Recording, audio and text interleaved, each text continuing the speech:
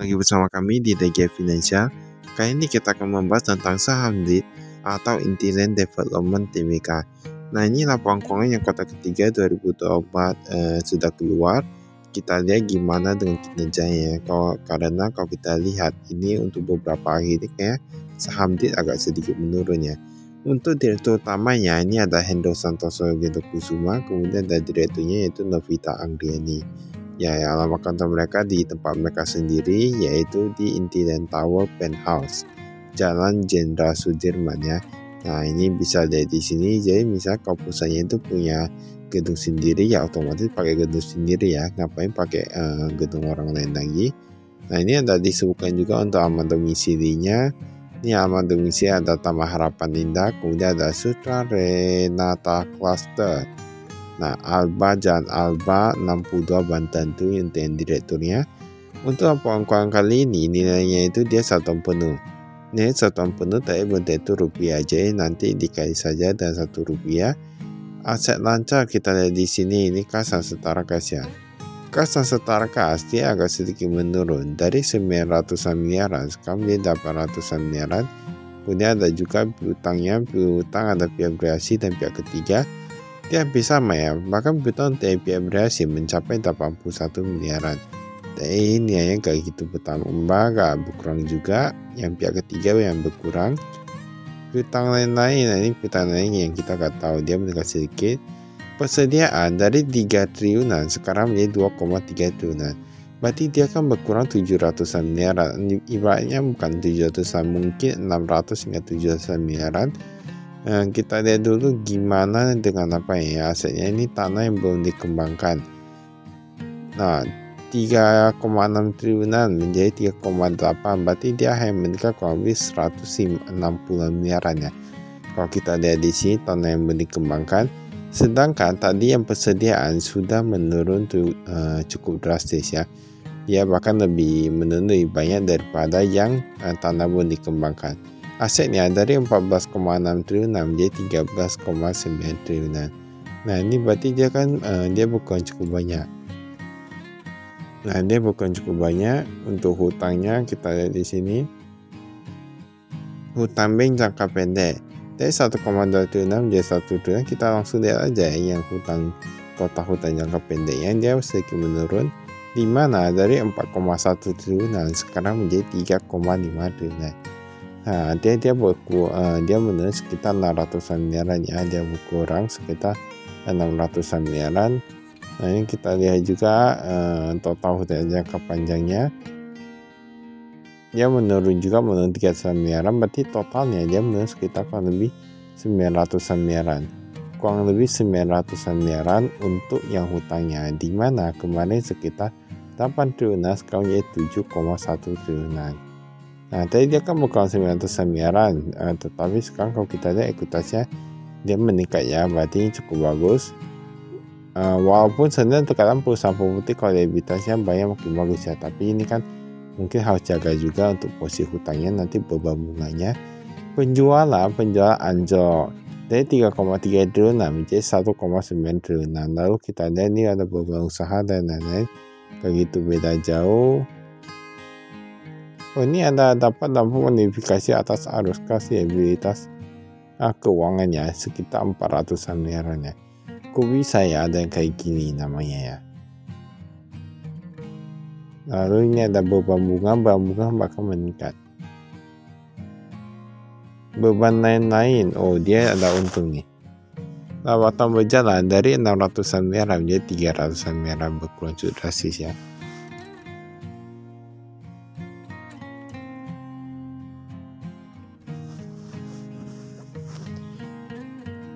Sekarang kami cukup mengerti mengapa harga sahamnya ini menurun cukup drastis. Karena untuk beberapa perusahaan properti yang telah kami lihat itu kinerja rata-rata meningkat.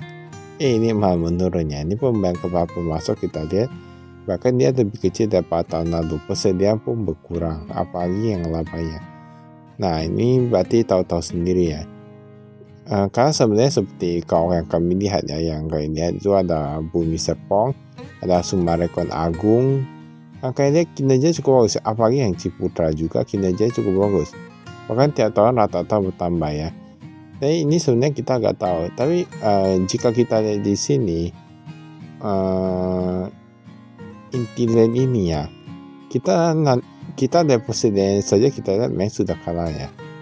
Tetapi nanti kita lihat gimana dengan tanah yang sedang dikembangkan ataupun proyeknya, apakah ada yang baru gak. Karena begini, perusahaan kalau dia persediaannya banyak, yang perusahaan properti ya, dia penjualan bisa makin banyak.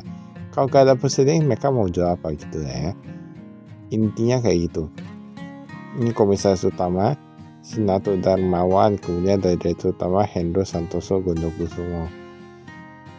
Nah, jadi kecuali kalau perusahaan itu, ibaratnya kalau perusahaan properti itu, setahu kami rata-rata penjualan terbesarnya itu tetap dari penjualan apartemen, perumahan dan gitu lah ya. Sedangkan kalau untuk yang lain itu kayak hotel dan lain-lain itu kayak agak kecil, dan kita pun nggak tahu apakah perusahaan properti itu ada hotel atau enggak, harus kita cek dulu ya semuanya ya.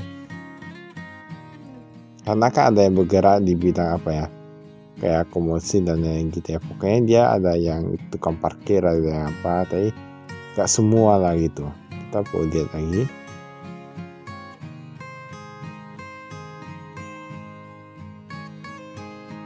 Ini kita lihat dulu kas serta kasnya. Kasnya ada 700-an miliaran menjadi 740 miliaran. Ini ada Bank Sentral Niaga, Bank Sentral Asia, Bank Mandiri, Bank Beribu Saudara. Sebenarnya Bank Beribu Saudara ini kayaknya pernah lihat, tapi agak jarang ya kedengarannya. Bank Negara Indonesia, Bank J Trust, Bank Tabungan Negara, Maybank, UOB, Bank PAN, Bank Permata. Permata pun meningkat juga ya. Ini deposito berjangka kita lihat. Nah, deposito berjangka ini kayak agak menurun cukup drastis. Saya nggak tahu juga, tergantung mereka. Ini menurun cukup drastis ya menurut kami.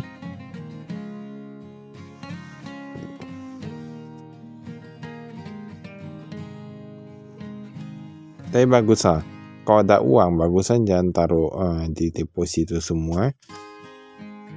Pagi ini kan perusahaannya, berarti bagusan mereka buat ke proyek. Ini reksadana bersama, mereka dah taruh juga ini. Ini ada jangka panjang, saham yang tidak memiliki kuotasi harga di pasar yang aktif. Pada harga perolehan, nah ini mereka ada investasi juga. Estrella 28 Indonesia, wow. Ini piutang usaha ya, kita lihat di sini. Piutang usaha ini rata-rata menurun nih. Kita lihat dulu ini berdasarkan penjualan dan pendapatan usaha. Oh, ada hotel juga ya. Ini ada hotel juga, ada kawasan industri, ada fasilitas, ada perkantoran, high rise, kawasan industri. Nah, ini istilah high rise ini sudah pernah kami sebutkan ya di laporan keuangan sebelumnya. High rise itu apa? Dia kayak bangunan pencakar langit ya, kurang lebih kayak gitu. Ibaratnya gampangnya kayak gitu lah, biar lebih mudah diingat. Kita lihat ini umur piutangnya lebih dari 120 hari. Nah, ini atau 4 bulan sekitar 27 miliaran. Bahkan dia meningkat dari 21 miliaran. Sebenarnya menurut kami ini untuk perusahaan properti wajar-wajar aja ya. Kecuali kalau dia jadi cadangan punan nilai jadi tidak tertagih, ya itu yang agak kurang kurang enak gitu. Karena ibarat labanya udah dapat ternyata ujungnya tidak tertagih, jadi gak ada laba. Jadi semuanya itu perlu dilihat. Tanah yang sedang dikembangkan dijadikan jaminan atas pinjaman bank. Jadi memang perusahaan properti rata-rata kayak gitu ya. Jadi mereka dah dapat jamin ke aset, beli aset lagi, kemudian jamin ke aset, beli aset lagi. Untuk prediksi memang berakhir yang bangunan yang siap dijual yang tercatat 23 miliarannya. Ini ada uang muka pembelian tanah. Oh, setidaknya dia meningkat ya. Dia meningkat dari 10 miliaran menjadi 34 miliaran. Berarti ini mereka masih masih mau buat proyek lagi nih kayaknya.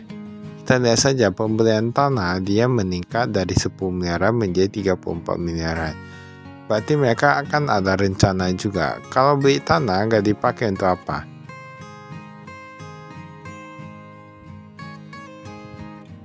Dan itu uang mukanya, kita nggak tahu juga.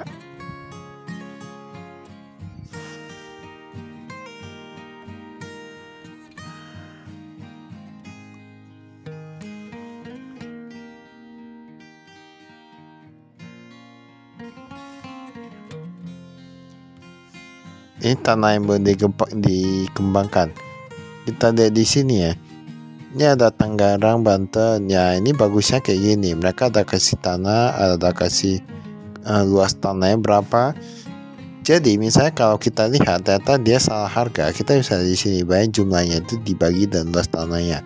Itu dapat berapa harganya per meter. Kita bisa tahu daerah sana per meter berapa.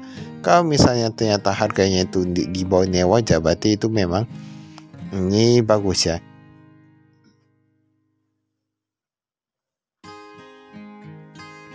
Nah ini jumlahnya kalau kita lihat ini bahkan bertambah 19 jutaan menjadi 20 jutaan hektar ya. 20 juta hektar pula ya. Meter persegi atau hektar ya.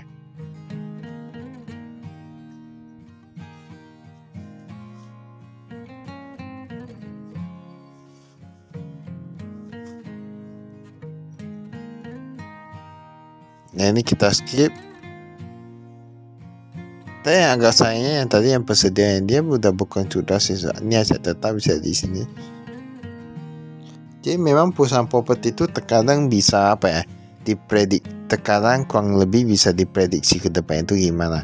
Kita bisa lihat saja. Misalnya kalau perusahaannya itu dia brandnya bagus, dia persediaan ada berapa penjualan biasanya gak lewat dari persediaan.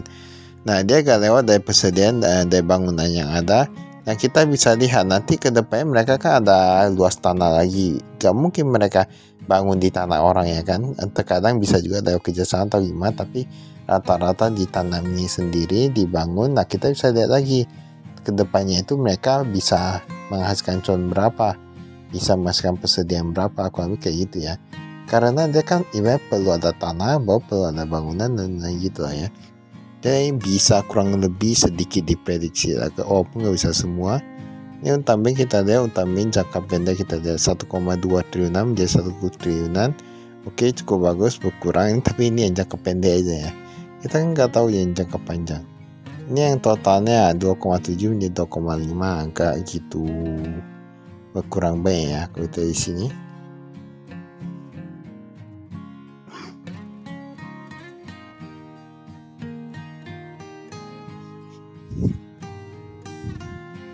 Ini kita lihat nih utamanya jangka panjang nih jumlahnya.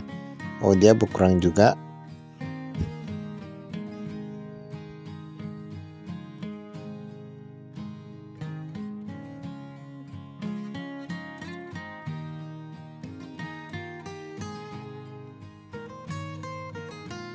Ini kita skip.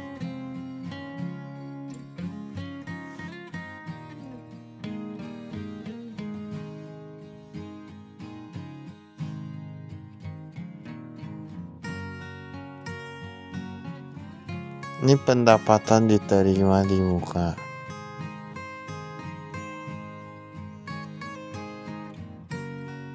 Kepentingan non pengendali. Ini modal sahamnya bisa dari sini. Ini paling baik kepemilikan itu dari SMB Securities Singapura 15%. Lalu ada Pak Lo Keng Hong 6,62%. Kayaknya gak berubah ya untuk yang Pak Lo Keng Hong. Direktur utama menjadi 2,51%. Tapi dengan direktur utama yang mengurangi kepemilikan sahamnya di di Intiland ini. Oh berarti sebelumnya kita lihat dulu. Direktur utama Hendro Kusumo.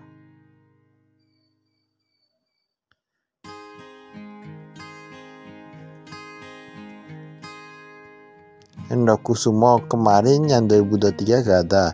Kemudian jadi ada. Nah, tapi hal itu kemudian kita gak tahu ya, katanya dijual lagi.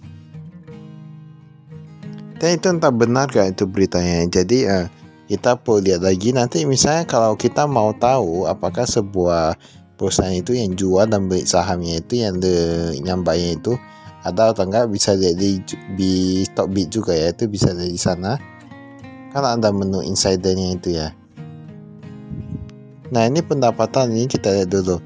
Penjualan kawasan industri ini dia meningkat, kemudian penjualan perumahan dia berkurang, high rise apalagi berkurang cukup drastis. Berarti mereka berkurang cukup drastis itu yang di high rise. Nah, apa karena proyek yang di high rise udah sedikit atau gimana ya?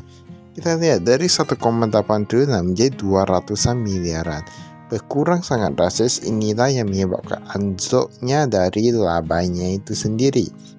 Nah, kemudian kita lihat nih di sini, nantinya ya yang lain-lain itu gak gitu berkurang cukup banyak ya, tapi high rise memang asli berkurang.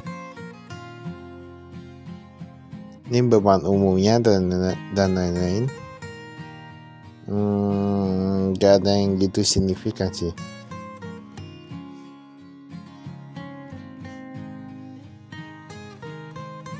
Nah, ini administrasi banknya aja sampai miliaran, 1 miliaran, 2 miliaran tahun lalu. Jadi perusahaan besar itu memang dia lebih apa ya, deposito berjangka pendapatan bunga OSI menurunkan. Tadi kita lihat bahkan dia menurun juga.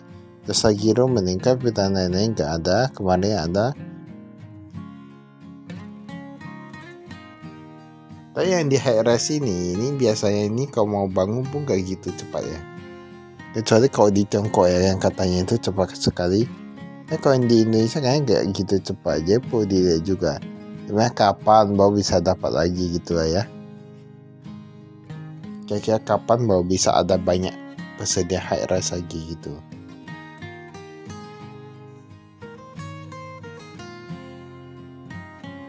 Maka itu saya dari kami, sekian, terima kasih, saya investasi.